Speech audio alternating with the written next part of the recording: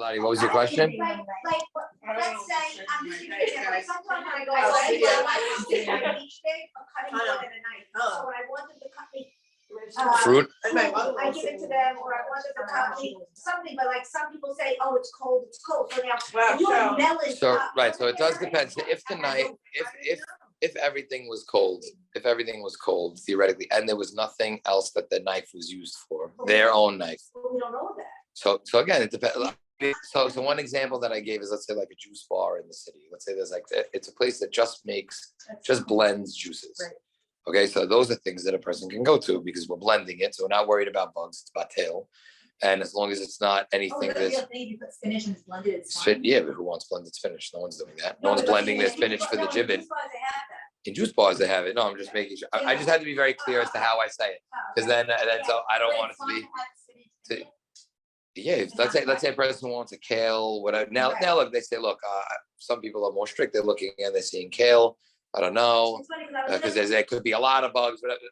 Guy wants to get a strawberry banana smoothie with blueberries. That's from a place that's plastic things washing it. There's nothing. He sees the milk.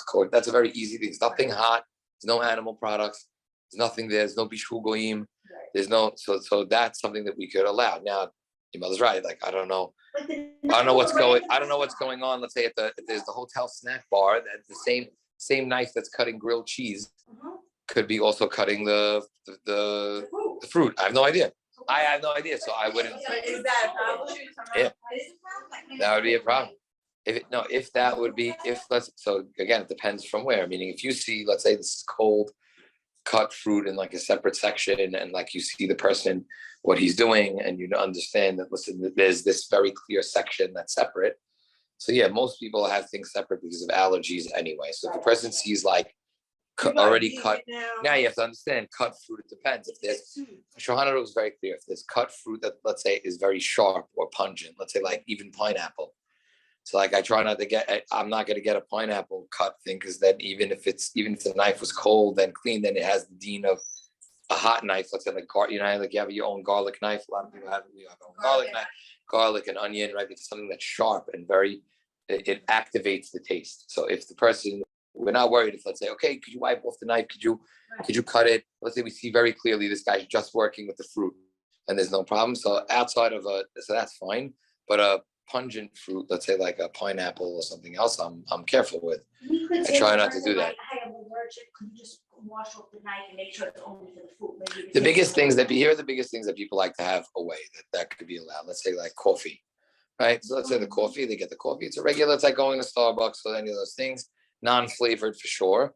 If it's flavored, then you have to. Most of the beans have, let's say, like a marking. They're frothing it. They're really doing nothing really with it. Tea would be the same thing.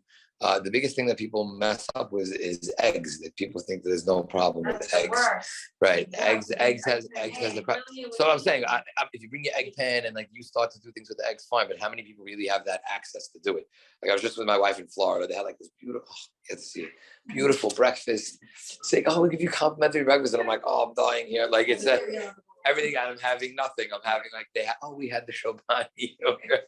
They have like the yogurt there. Oh, look, my wife's like, they have goji berries. She was like going crazy. Okay, like you can have goji berries, but like those cold things that are marked. They had M&Ms. They had you put it in a bowl. Which is the fruit in the bowl. So again, I want to be clear. Like I don't know where. So over here, they had like a separate. Yes. Now again, you have to be. Some people are very strict. I'll tell you for me. So for me, I make sure that strawberries, very strict with how to check them. And then raspberries and blackberries, I don't eat because it's very difficult to check them. And every time I cut open a raspberry, I see a bug. I don't know about you guys. Like it's very tough. I was first like, oh, come on, crazy. Like, yeah, dried fruit, you have to open, let's say like figs, dates, apricots. It's crazy, isn't it? But you've seen them, isn't it? Ever since that class, I told you about that. You got to be very, very sure. So like again, so I just want to finish this point. So again, it's very difficult to see, right? Don't worry. The closer you sit, the more things I give you to my head. No, it's okay. Right. So you understand? So it's really very difficult. The musada that I gave in the beginning was, kosher is difficult, but this is really where like you show the dedication. Like this is really, how hard is it to keep kosher in Brooklyn? It's a joke. I mean, it's expensive. That's the biggest problem. Like the money is really crazy. Everything is out of control, but whatever. But I'm saying outside of, let's say, the money, what do you mean? Everything is Yashan, Bet Yosef, whatever. So now, if I really am serious about keeping kosher, why am I going on the non-kosher cruise? It's really going to be very difficult. People can't get upset at the halakha because they went on the non-kosher cruise, and why is the rabbi not allowing me to do anything? It's not kosher, which I tell you. You're heating things. It's one of those things we have to look inside ourselves and say, what are my values? And if you think the kids don't know, the kids know. The biggest thing is with the kids. I'll tell you the funniest thing. There's like a famous like non-kosher restaurant that like some Syrians go to, and this person was telling me this story that they went to the restaurant. And then whatever the kid was ordering, let's say like a pizza, something you had to wash from. So the kid at 4 years old said, "Daddy, where's the Netilat Yadayim station?" So that the Netilat Yadayim. He's like, "I have to. Why Netilat?" Now the guy's like, try to play it off. Okay, fine. He goes and then he comes back down and he's like, Baruch atah. And he's saying like the whole thing. The guy's mooting. Then finally the end, he goes, "Okay, Daddy, we have to say Birkat Hamazon." He's like, "That's it. I'm not." But look what the kid got him. They changed the hooky, but like, see, everyone's like, "Oh my God!" But the kid, if the kid knows, Hashem is watching you too. So why is it only with the? It's like, don't worry. Like, don't worry. So that's what that's what we're talking about. So it's tough. I just want to ask one thing over here. Sandy, can you hear us? Sandy. Yes, I could hear. Okay, good. Hazaku Baruch. Okay, yeah, sorry. Who was asking? One time I went and I bought an egg pan because everyone said this place makes sick eggs. No, they made You gotta get these eggs, guys. They understand everything. Yeah. So I bought my egg and I broke the eggs and I whatever. But my point is that you have to be there the entire time because I'm going to tell you what happened. They broke my eggs. I was standing right there. They poured it. I turned on the thing. Poured the egg into the thing. And then while they were mixing the eggs, they took out my spatula and they put it down on the skillet, right? That's right there. Yeah, China's a disaster. Yes. So then you can't just turn on the thing and walk away because they don't understand that the No, 1,000%. That's really the biggest thing. So meaning, the biggest. No, I'm saying so. The biggest focus really here when we said, okay, what food, and then we told you utensils. The biggest thing we're going to go today is we're going to take a tour around the kitchen at the hotel. We're going to tell you how to kosher everything. But before we get there, it's really just about the food. What if I'm not going on a kosher trip? So for a person to really keep things 100% not on a kosher trip is extremely difficult. What are we limited to? Marked yogurts, cold cut fruit, like we said, maybe some granola. So again, it has to be vegetables that are not, let's say, cut carrots and cucumbers, maybe peppers, avocado, but also saying it also has to be from. I am concerned about the knife. I don't know how we're going to verify that this knife was not either just used for hot, just used for spicy, pungent things that would also be a problem, and then just put in, and that the knife was wiped off. Let's assume, go back to your point, Charlie. Onions, garlic, jalapenos, but those are popular items. So the deen of harif, what it does is that it activates the. Let's just wait till. So we're just going to answer this question that Linda has because it's important. That what happens? You have it done study. Right. All of a sudden, you guys have to go. Rabbi, I gotta go. This is here's the tap out. So the biggest problem would be that it activates the knife as if it was used right now. You can't use the 24-hour leniency. You're not able to, let's say, it's just being used for cold. It's as if it's being used for hot. If it was used for, let's say, something cold, let's say it was used, let's say take Shirley's case, that you go into a non-kosher sushi place and the previous person ordered not the imitation crab, the real crab, and cut with their cold knife, right? And then in between, and then before they got to you, cut garlic and onion, whatever. That goes right in. It's like fire. No, in general, having. So that. So we get worried about, let's say you cut cold potatoes to put into your roast. But previously you used that knife, cold, let's say cheese before, but in between. Vegetables and onions and garlic.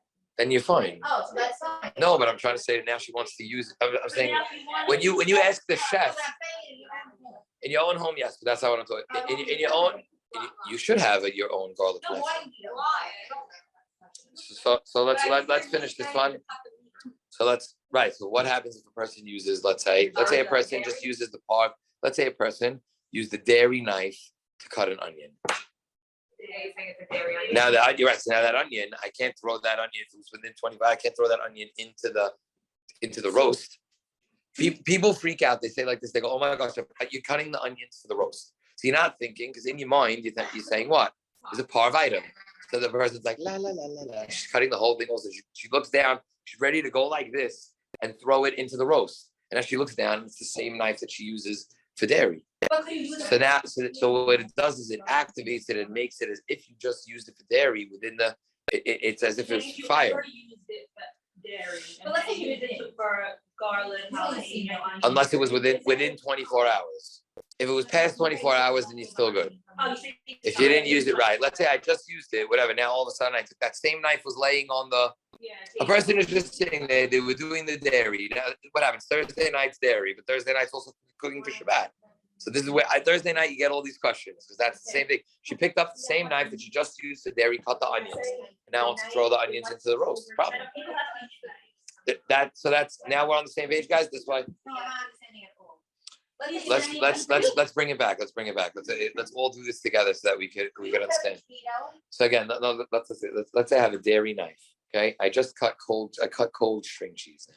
Okay. Now this knife was used with what? For cold, but it's dairy, right? It's a dairy knife that was used right now. We make the case easier because some get on cold. Let's say you were cutting the calzone. I don't know. You're using something hot. Now, whatever, you washed it off. Now, 2 hours later, after you clean that was a Thursday night. It was dairy night, right? So now it's Thursday night, dairy night. Now, what do? You picked up the same knife, and now you're cutting the vegetables for the humid, the vegetables for the. I understand. Actually, stop jumping your mind. One second. Let's just tell me. I got to tell you the problem with it first. I'm just going to tell you. Let's say the person took that same dairy knife that was just used for hot, even 2 hours later, now starts cutting an onion with it, not vegetables. They start now. They're cutting the onions for the roast. That's a problem because within 24 hours, the cheese. But I'm saying even so. But even I'm saying so. That's why I'm trying to give an easy case, right? Let's say she was cutting the hot. We changed the case. Right? Let's say she used it for hot within 6 hours or whatever it was. You're using it for the gibbon. You cut the gibbon that you were serving Thursday night. Now you put it down. Now 2 hours later, you picked up the same knife and started cutting onions, and you want to throw them in the roast. Problem but why, Rabbi? Cold. The onions, because they're pungent, they activate it. So now take it to the restaurant or the unkosher cruise that we're talking about. They just finished cutting with a hot knife. They cut their, and it's sword, right? They just finished cutting all the sushi rolls that had, some of them had unkosher crab or whatever it was, and now you just come up to them, hi, could you just cut these carrots for me? So carrots, good. Peppers. Why? Peppers are spicy. Peppers are pungent. Pickles. Red pepper. Pickles, because you got green pepper. I don't know, because let's say take your pick. Let's say I'm doing onions. So, again, I'm just making sure that they're not doing onions in between now. And by the way, let's say forget onions now. Let's say they just did the squid. Now all of a sudden you catch the guy before he cleaned his knife off. You say, cut the cucumbers. Now you're having actual squid juice. Squid cold though? It's cold, but there could still be juice. Cold on cold is still a problem. If I cut cold pig without cleaning that knife, could I take it now and cut my vegetables? No. But technically, I understand. Sometimes these people are dibby. They're very dibby. Sometimes they're very dibby. But you can't do that. You can't do that in the situation on purpose. People that are going on the cruises, they're doing all these things. They're doing that on purpose. They're saying, "Yeah, I don't care about that." They're not doing. You can't say that. You can't. Batel b'shishim is usually b'diavad. that a person you can't be mevatel isur beyadayim. You can't actually walk up to some. I can't walk up to a 60-gallon vat of chicken soup and say, you know what, rock this chicken soup, half a gallon of milk. Bam. Can't do that. You can't. Rabbi, it doesn't work that way. It's only for mistakes and for errors. So it is very difficult. Usually, what do I tell people if they're going on the cruises or whatever? I know, and I get this. What's the mentality of the community? Rabbi, we're going on vacation to relax, to chill. I want to give my wife a break. She doesn't have to cook any more food. She doesn't have to do any of those things. I hear it. Right. So I'm going to give the shameless plug. I'm going to give the shameless plug again. Call up Prep by Ray T if you really want to be good to your wife, and buy all the stuff.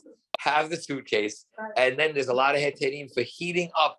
I'm making sure Shirley that you're always paying attention because I know you deviate. She comes out of the conversation, and she airlifts. She comes back and she's like, I don't understand. Like, no, it's like back in high school. I was like, no, she's getting in trouble. All right. So I'm like, she's getting up at the wrong time. Right. So now that we have, let's say, make sure that the oven wasn't used for the 24 hours. Talk to the guy and let's say, can I have that oven on the side? Could you heat up the oven first for 20 minutes before you put my food in? Double wrapped and double covering, right? That's a very big heter that people use. That's fine. I have the kosher 100% food, double wrapped, not mixing, not doing anything. That's a huge heter that I recommend to everybody. So you can't change that. That's okay. Yeah, that's okay, and that's encouraged. Yeah, yes, 100%. Double wrap is the easiest. I always tell people double wrap just in case, because one time my wife and I, we had to throw something out. The guy brought it back to me, opened. Yeah.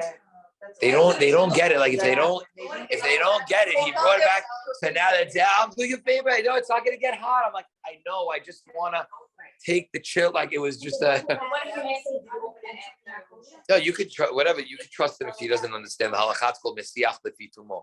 If he tells you, no, I opened it here, then fine. Yeah, I understand. I'm not saying that, but look, all of these are the ideal. That's why last class we spoke about just the ideal is let's go on kosher trips. Let's take the food. I know it's a hassle. But that's if you're committed to eating kosher, that's part of the commitment. That's part of the commitment. When you get just like with any halakha, I want to keep we're speaking to a women's class and a lot of people married here. How hard are the laws of nidah? Laws of nidah are not easy. Laws of nidah not easy, and comes out. I talk to somebody who's super tired, and now it's like time to prepare for the mikveh. You're like out tomorrow night. Like they want to go like out. I can't do it. Freezing cold. Now winter dipping in the mikveh. The girls are like they're ice. They come outside, their hair soaking wet. But that's the commitment. The commitment is not easy. You're right. We make it as easy as possible. We true. There's a philosophy. The way of the Torah is pleasant, and we don't try to be extra strict on the people. But extra strict on the people is not waiving the halakha. Oh, for these 2 weeks, pause. That's not what it is. So I think it sounds ridiculous, and I like the reaction in the room when we talked about. Everybody got it. When imagine like the little kid was in the unkosher restaurant and said, "Oh, I have to say Netilat Yadayim," and you're like, "Oh," like because the adult that takes the kid's eyes are like they're not even thinking that could be an issue, and then you're like, it's not so simple. Like a person is right. So let's go around through other popular foods just on vacation, and then we'll go into the actual utensils. Let's actually take a vote here. Who wants utensils first? Who wants foods first? On vacation. Doesn't matter. All right. So let's go with foods that I wanted to do. This is on vacation. So one thing is liquor. Sorry, yeah, sure, no problem. But you can get in. Can we touch that? You have the G? Yeah, you should. Shirley, you're in it. No. I need every person.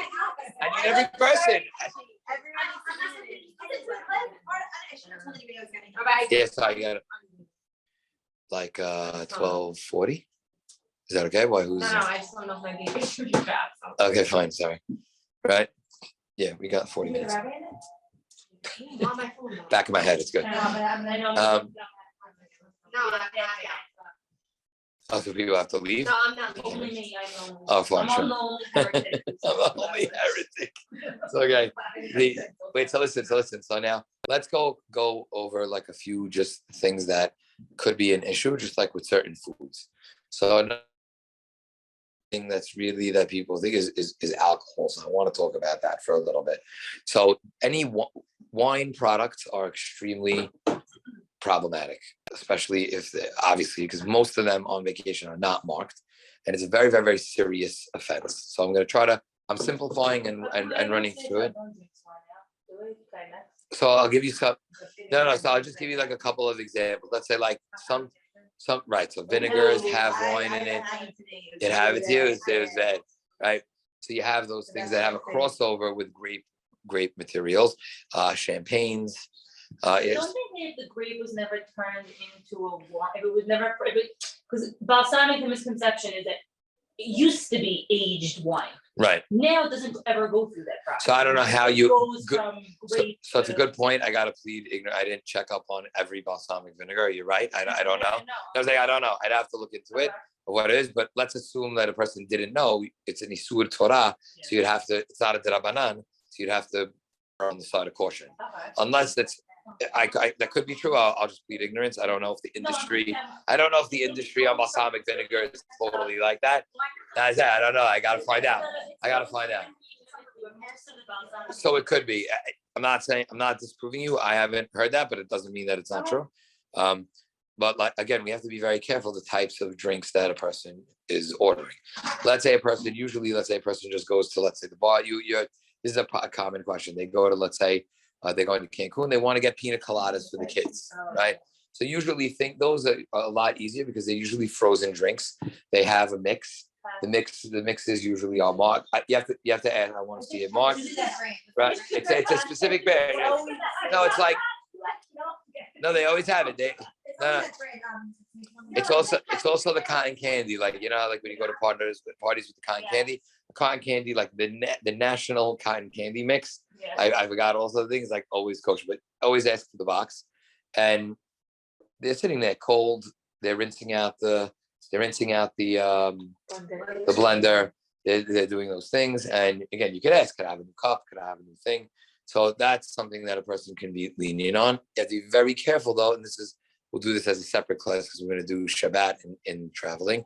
Shabbat is a problem because you're not allowed to tell a non-Jew to do a melacha for you on Shabbat. So to blend, let's say somebody says, so Rabbi said pina colada, so mojito, he's grinding the stuff for you, right? He's grinding the leaves. And he's doing, let's say a person is, blending. It's not coming out of like a dispenser, right? The person is actually blending the ice and for you on Shabbat. It's a problem. So you have to make sure it's coming out of for Shabbat. It's totally different. So I always recommend Shabbat. Just order the Coke, right? So now Shabbat. Sorry, what's your name? Rochelle. What? Rochelle. Okay, good. So got it. So you got it. Yeah. Sorry, Rochelle. What you say? Talking about Shabbat. Like, can I have a mojito otherwise? So he said. So again, it depends. You're gonna have to look at the ingredients and you have to look at the rum and whatever. I don't know exactly what. There's no grapes in Mohai. No. Oh, so that could be a good approach. Right. The mint leaves blended. I don't know. So mojito has like the actual mint leaves. Right. Sometimes it's not. Fresh mint has to be checked. So that's a good point. Right. That's a good. See, even you caught something there. Right. No, not even you're saying it. She called herself the heretic. I don't know. But no. But it's like, let's say again, like I was using like another drink's name. But you're right. That drink, if it has an actual leaf, like a na'na leaf, right? Na'na has to be checked. Yeah, for sure. No, for sure.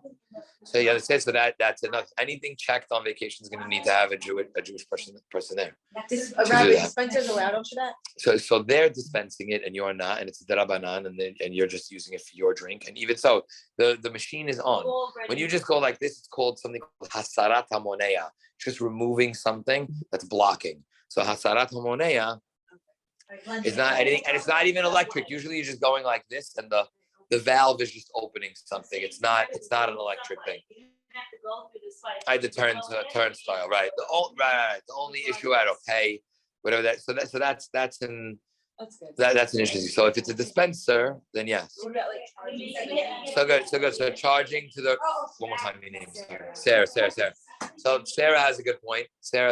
Also, so again, so charging to the room. Why is that allowed? Let's say a person says, "Hi, could I have a Coke?" And some chips and a Hershey bar, and right now delivered here, right? So I said, yeah, no problem.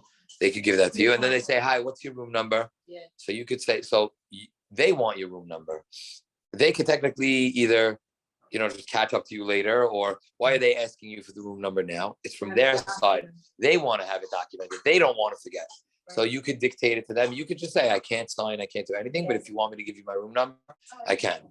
So yeah, because that's something called adata denafshe avi. The goy is acting on their own volition.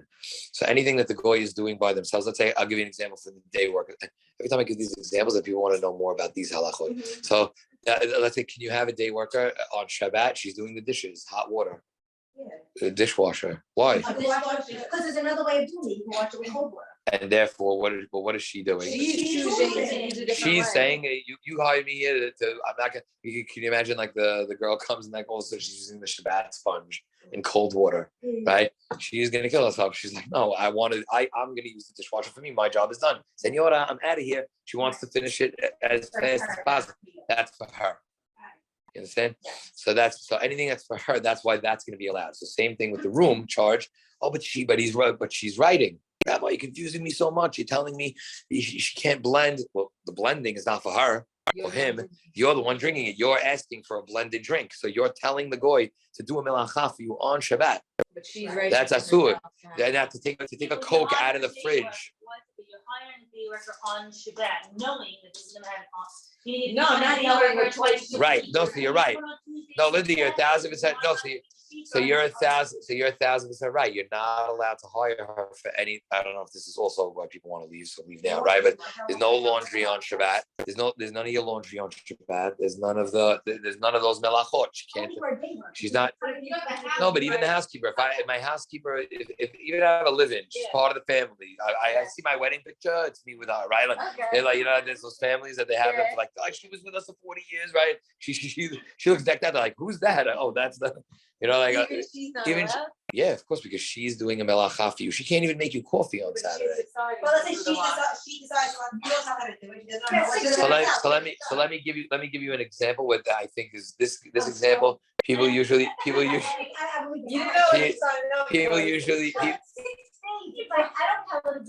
Right. I understand, but back to the laundry in a second. All right, Sandy, are you alive? I'm alive. I want to see if she dropped. Hey, Sandy, I'm alive. are you liking I'm the flows? Are you crying or no? Am I crying? No. Yeah, no, I'm kidding. I'm joking. Okay, so let's circle back to this. Ready? So let's say, there's certain things that if she's doing it for herself, then it's not a problem. You could get benefit. Let's explain what that is. Let's say you guys are boys, right? I love my housekeeper. She's great. She knows me. We even like the same Keurig flavor, right? So every day she knows. So every day she knows that whatever I make one for me and one for the senora, right? Okay. So now that's for sure not allowed because she's making one for you, one for the senora. Now, even if she's brewing something, now let's say she makes for herself. Right. Makes for herself. That's enough for her. Now all of a sudden she's not feeling well. Can you jump in? Can you jump in and take that? So yes. I think that one. Because she made it for herself. But if she Okay. made any more, She made any more, right? She can't say if they're doing it for themselves. All good. So the laundry is a problem because so even if you're not telling her the fact. So laundry is one of those things where it's mar'it ha'ayin, it's a deoraita, and it's mar'it ha'ayin because the machines, even the machines, they make noise, and they also, if you notice, there's like a vent, an exhaust that comes out of the house that people know exactly when you're doing laundry. Yeah, it smells nice. Yeah, it smells like it's a public thing. So even if a person is doing it in that way, it's asur on Shabbat. Even if you see your housekeeper doing the laundry on Shabbat, you have to tell her stop. Yeah, even if she's doing her laundry in your house on that day, can't do it. Shabbat, you shut it down. Shut it down, Norman. Shut her down. Watch me. What do you mean? She's making crazy money. Yeah, I heard the prices. Just saying it. Everything about my wife's chat, it's like, okay, 80% is like 80% is kids carpool, the other 20 who has a housekeeper, and because they know that everyone's willing to pay top dollar. No, asur, it's asur. It's not asur thing, but It's an isur, yeah. On a deoraita. No, I can't eat my kosher burger under a McDonald's awning Right. because nobody knows what that burger is. I could walk in and say, "Can I have a soda?" Because I'm not doing anything wrong. Can I use the bathroom? I am. No. Laundry is being done on Shabbat. That's not allowed. So that's where the 99 comes. The action that you're doing has to be something that's forbidden. So it happens to be today on Shabbat, laundry is forbidden. You want to tell people, no, don't worry, it's my goy. I don't care. But Ita the sounds are coming from your thing. Nobody knows what's going on. They walk out from outside. They see exhaust coming out. They're like, oh, they're not religious. You know what I'm saying? It's not. That's. I'm just. That's it, right? Oh, I do. I always do. I'm a rabbi. I'm looking at like, bam. Don't eat there. Rabbi, I have a Yeah, go back to question. the coffee. Yeah, 1 second, Sandy. You're next in line. 1 second. So coffee in the hotel. Many people are very mikil because they said that what the goy is again. He's not putting it up for you. He's putting it up for this is the hotel coffee. So that's it. It's on, but it should be a place that's majority non-Jews. Okay. So meaning if it's a seminar hotel and all of a sudden and all of Bangin and Flatbush are at the hotel and then they're making coffee for Saturday. Right. No. Okay. You got because then the majority of the people have to be Regular, right? Non-Shabbos observant okay. people. Sandy, you're on the air. Are you allowed to leave money for the day worker on Shabbat and like let her just take it? Yes, absolutely. That's the best way, as opposed to paying her. Okay, just money. wanted to check. We leave it in a house. We leave a nice envelope with her name on it, whatever, leaning by the flowers with little hearts on it that says thank you. Girls, they decorate it, put a little sticker. For Shabbat, right? Yeah. Okay, because again, and that's the thing, we're not paying her to do any melacha. I'll give you an example. How does the rabbi, this is a complicated thing, but how does the rabbi, right? Sandy, I'm a bad guy. I work on Shabbat. The rabbi works on Shabbat. So how are you allowed to pay him for a Shabbat salary? Some rabbis even work only on Shabbat. They're working only on Shabbat. How are you allowed to get a salary? So if it's a Jew, so two things. A, the Jew is not doing a melacha. When I come to shul, what am I doing? Being a hazan for them, reading the sefer for them, giving a class for them, giving a speech for them, I'm answering questions for them. That's none of those things are forbidden when? On Shabbat. Now, even for a Jew, even if they're not, it's asur, even if it's not asur, not forbidden, I still need to worry about I can't get paid for even doing something that I don't do on Shabbat. That's a melacha. So what do they have? What's the loophole, quote unquote? What do they do? No, they're paying you for the preparation.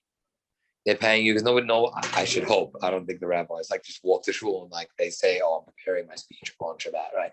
They think about what's going on before. They're emailing the kahal all the week. Like you're really paying them for the weekday work, and you're swallowing Shabbat in the weekday work. It's called havla'ah. Okay. So, but a goy, you don't have to worry about that. Goyim are allowed to work on Shabbat, and you're allowed to pay them on Shabbat.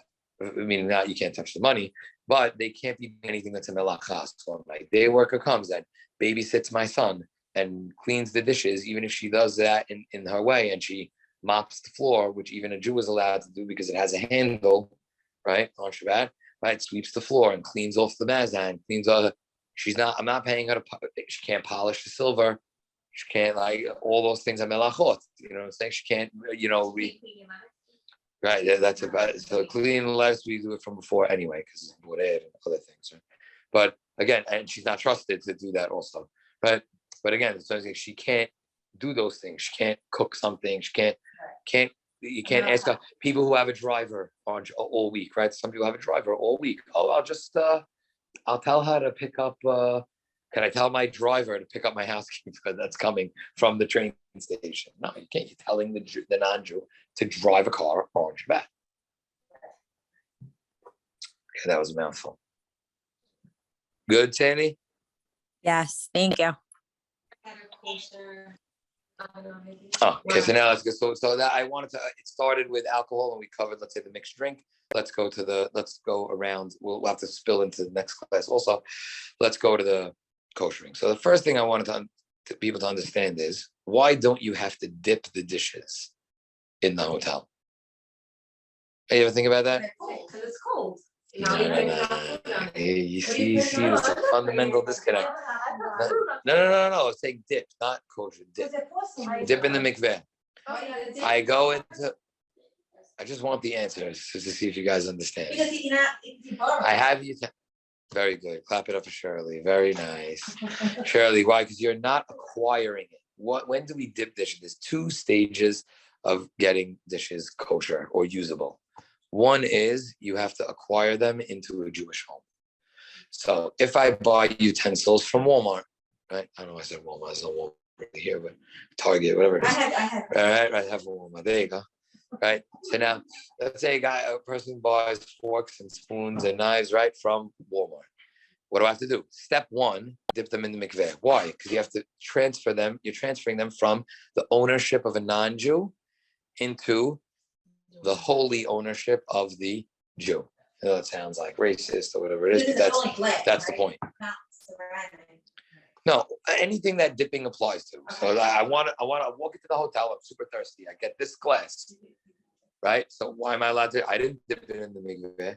It's not yours. It's not yours. You're actually it belongs to the hotel. You can't leave with it. It's a rental, quote unquote, and you dip any of these items. So nothing in the hotel has to be dipped. What things do we have? Now, how do I kosher those utensils? Let's say I want to use them for hot. So very easy. You just do hagalah like you would on Pesach. Just boil them. So I know when I'm staying there, let's say staying over for a week and there's 6 kids, mashallah, now they all want to have a spoon for this, a fork for that. So good. So now if spoons they're giving you, I just sit there. I sit there when I get there. The first 2 hours it's annoying. I put on I kosher the oven, microwave, I do the kosher, and then I don't have to worry. I'm using my kitchen the whole time. So it's annoying. It's definitely annoying. So I just boil. So now, right. So if you have a non-kosher pot that's there, no problem. Kosher the pot first. So the way you do that is same way on Pesach. Fill it up, let it boil over. Done. So 30 minutes you'll have the pot. Then you change the water a little bit, right? Some poskim say change the water if it's still at a boil. It just has to get to a boil. It depends how. Some pilots are very strong. Like those electric stoves are biff. They're so hot. They're so hot. So now you have to do. So it's hagat. So let's review. So hagalah. If you don't want to bring your own pot, again, women are like this. I got no offense. They have pots that they love. This pot, it's so good. Right. I was like, no, but you take one. Let's say I don't want to sit there. I don't know what they have. I'm saying, but you make it kosher. But I'm saying you could kosher. And we're assuming it's a pot, something that you could use hagalah with, not like a cookie sheet. Cookie sheets you can't kosher. Unless you do libun with the blowtorch, right? But again, so now you have that pot, and now you would make it kosher, or you would bring your own. Okay. Once you do that, you're doing hagalah also, forks, spoons, knives, servings, whatever you want. You do that. Countertops could just be, a wipe down. We're not doing, let's say on Pesach holiday, it's strict. He says, do the boiling because whatever karet. Is it dangerous to do it? Well, it depends on what the countertop is made. Like the marble, you paid for marble for a reason. It's resist anything. So it's good. So that's that. How do you kosher the oven? So the oven, preferably, right? We want to make, especially because we're assuming that it was used within 24 hours. You could ask them, when was the last time somebody was in here? Wait. Best thing is to wait from 24 hours from its last use, which usually is accurate. And then you put it on the highest, right? First you have to check if it's dirty. If it's dirty, first of all, you should complain to them because there's no reason why you should get. That's my first thing. I'm like, I want to get comped something. My oven is dirty and you gave this to me. It's nasty. Somebody better go up there and clean the oven. Yeah, absolutely. One time I went there, it was disgusting. Because most of the people in these things, they're not looking at how many people are really using it. How many people are really using it? So now what's it? So I was like, it was a principle of the thing. I was like, how did you not look in the oven? Sorry, sir. They gave me free housekeeping. It was good. Yeah, nice. It's nice. Awesome. Do you have to wait 24 hours? What do you want your kids having dinner that night? You have to stick off an airplane and you want to warm the food up, it's double wrap. So you could Right. But first, double wrap is fine without it kosher. I'm saying to use it open now. I want to use the oven for everything. I want it as my oven. So once you do the full kosher and you do this, now I would recommend, if the oven has self-clean, I always love self-clean, but self-clean can get tricky. It's very smelly. Sometimes a lot of the kids, you might break the oven, whatever it is. Do that. Everything's dangerous. No, you like a big dangerous person? Dangerous. Yeah, my wife's also sensitive to the smell. Not a big deal. I could learn it. You can. As I said, go to the highest, but it has to be clean for sure. Yeah. Has to be clean because you can't burn it with the stuff. All that stuff has to be burned down. 550, I think it gets up to. I think a regular oven gets up to 550. What about boil? Wait, you're nervous? You're nervous, Mildred? Yeah, you hate 450. You're like, oh, 4 makes you feel comfortable. Yeah. 4 is good. 5. It gets too hot and then leave it on and then but if it's a half hour, it's not so bad. Yeah, but once it gets there, let's say you're very conscious, right? You're very conscious. Right. Okay. So it's a hand down. I know the bottom. From when it gets to the top, it should be. When it gets to the top, if we're doing a full holiday, if you wait the 24 hours and it's only between meat and milk and it's a kosher oven, he says 20 minutes. For this, we'd like to do like a full hour if you can. Meat and milk, 20 minutes if you have to. If I have to, let's say a person is stuck. Right? Holiday Yosef having some strict. I did this on the last verse also. This we spent so much time on before, so like I'm getting flashbacks. But we said, let's say if the person doesn't have 2 ovens and wants to use it. So if it was closed, it could do one right after the other. Even if one was closed, theoretically, you could do that. Doesn't say it. Yeah. Is that me vibrating? Sorry. Okay. 1 second. Sandy, can you still hear me? I went offline for a second. Yeah, I could hear you. Okay, sorry. Okay. So, and who else is here? Oh, bye. Take care. Nice to meet you. Rochelle, right? That was Rochelle. Yeah. Rochelle and Sarah. Okay. Gloria, could you also hear me? Gloria's here. Yes. Which Gloria is this? Gloria Shabbat. What's up, Gloria? Hi, Gloria. What's up? That Shirley sends her regards to you. Hi. Okay. So are you hearing me, Gloria? It's clear the halachot are coming through? Yes. Okay, good. So again, now let's say now a person had to do open and then open. So he really doesn't want to do that. He wants to do 24 hours and do a burnout. But the small burnout that he says in this Teshuvah and Yeviomet, shelish sha'ah, a third of an hour, 20 minutes. But this is from not kosher. Right. So not kosher, we do like a full hour once it gets to the higher temperature. If it could go, it's good with that. No, it has to because you got to burn up at the rest. So if you need it, if one of my daughters only has one oven and they have to make meat and milk tonight. Open. Tuesday, Open. It's a 20. Best thing you should 24 do is 24 hours and do a 20-minute burn up. Yeah, basically we tell them preheat the oven. So there's really no way to do a 20 minutes apart. You can't. At the end of holiday, a person forgot. Now that's all they have. How am I supposed to cook the meal now? Right. So if a person has the cut, he says, "You have what to rely on to be able to do it." When you read the Teshuvah, there's a lot there that's very lenient, and then there's a lot that's very strict. Like, and he ends up coming out being strict. I want 24 hours plus the burnout. But I spoke to Rabbi Harold, and Rabbi says if you tray that says dairy in it, and then 20 minutes later you put it in the thing. I'm saying, what's in the thing? Wait, we got to be. What was this baking tray used for? Like mini pizzas? It's sambusek. Good. Now I took the sambuseks off. Yeah, out. No, the tin's out of the oven. That's in the tray. The baking tray that says dairy is out of the oven. Yeah. Now this person is lenient, and they put their lahmacun on a tray. They wait for 20 minutes. Yeah, so everything is. We're not worried about metal transfer. You're not worried about the grates. What would you even be worried about? The heat of the. That's the whole. goes into the So it's tray. saying you don't see Salah Majin in my opinion. Also, you have a lot to rely on. I don't want this to become. This was last week's class, but if something's dry, we're worried about the wetness, the ze'ah, the sweat, quote unquote, of the food Right. filling the oven and then penetrating the new food. Okay, fine. So the burning it out definitely gets rid of everything. If the flame is on the top and it was broiling, it gets rid of everything.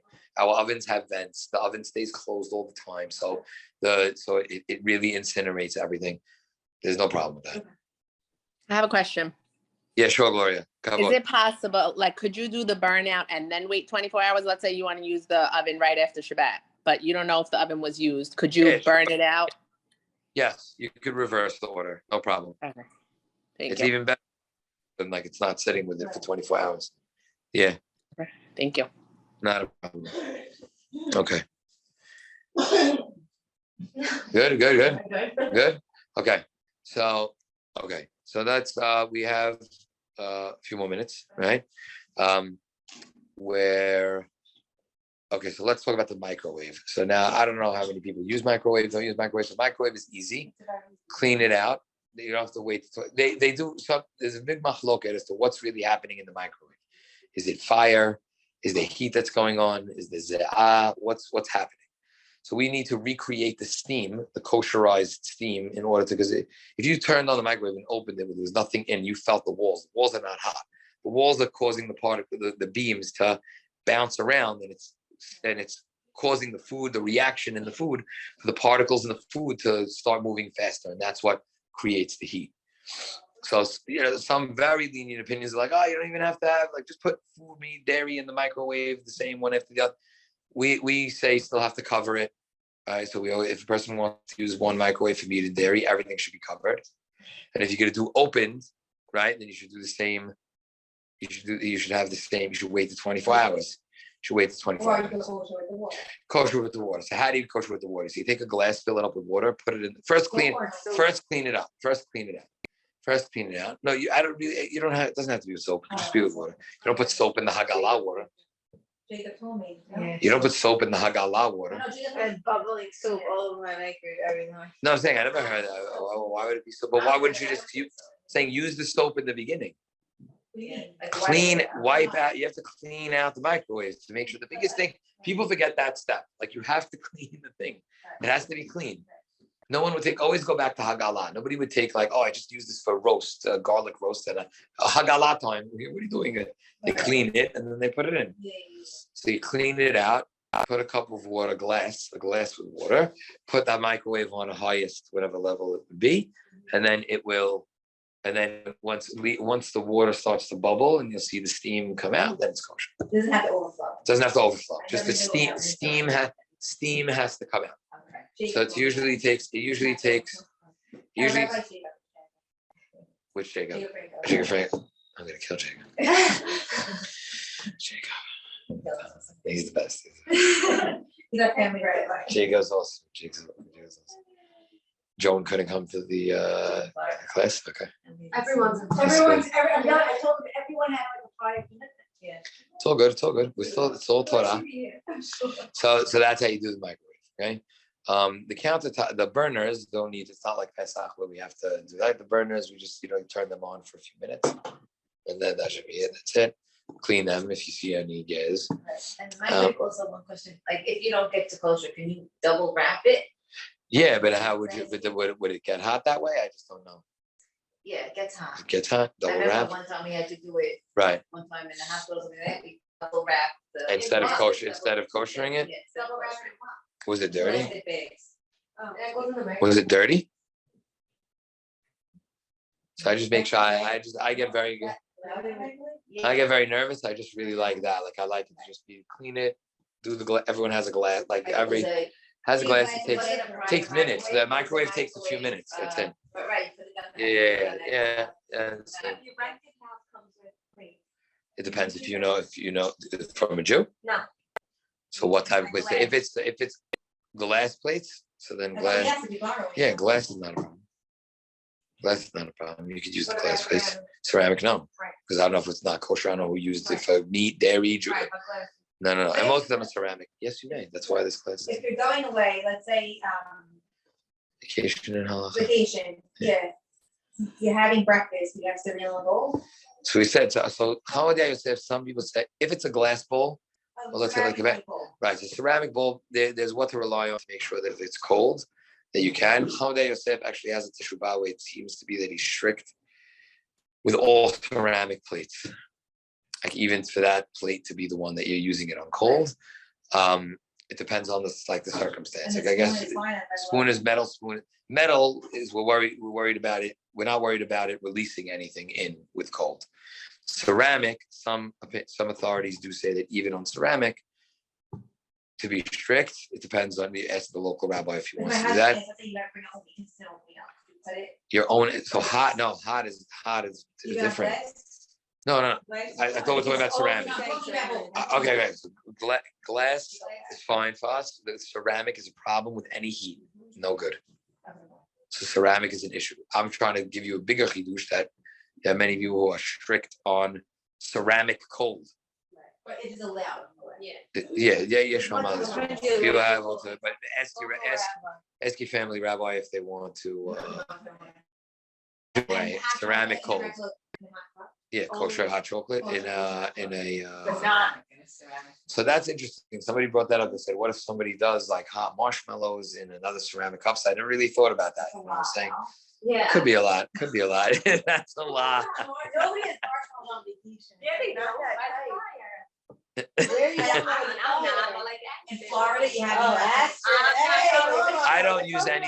I don't use any ceramic for hot. I'm not using extra. Sure, that's everyone agrees. Oh yeah, first of all, they all bring you with that. They all bring it up with you in that paper cup, and you could also put it and you make it and you put it in glass. You can have it in a hot cup. I said I try not to use it. You're asking me personally. I don't know. I'm nervous with anything ceramic. I'm nervous with anything ceramic and hot, and I don't know what's in it to cook it. I don't know if they use the unkosher milk, let's say unkosher milk in the ceramic, let's say, especially in Europe and any of these places, I would be nervous. You could call me Tawil, no problem. I think that's Norma gave me a little bit of eyes. Tawil, See, I'm saying that's if somebody did that, I would close. If somebody put their tea, if somebody in their tea. I just try to go kosher.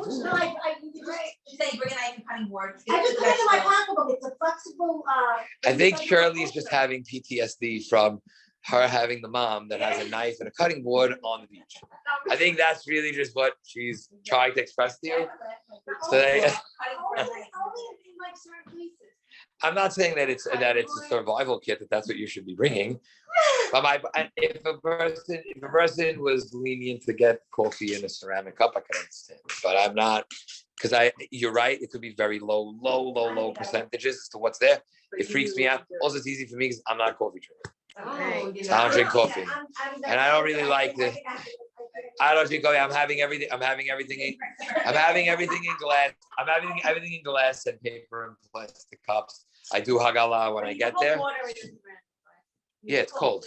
What about? Again, I'm just trying to tell you there is some room to say some people are just strict, and even on cold they ditch the ceramic totally. So I'm just trying to be honest. Again, there's what to rely on to say that cold is not going to transfer even in ceramic. Nobody ever said there's a lot to rely on for that. But I'm being honest that even Holiday Yosef brings down the ceramic. Yeah, what'd you say, Lonnie? What's the halakha? This happens to me every so often. This is just the last question because I got to get back to this. The housekeeper cuts onion or garlic for the next day, and they put it in the Ziploc in the refrigerator, and she forgets to put the lemon or salt. or olive oil.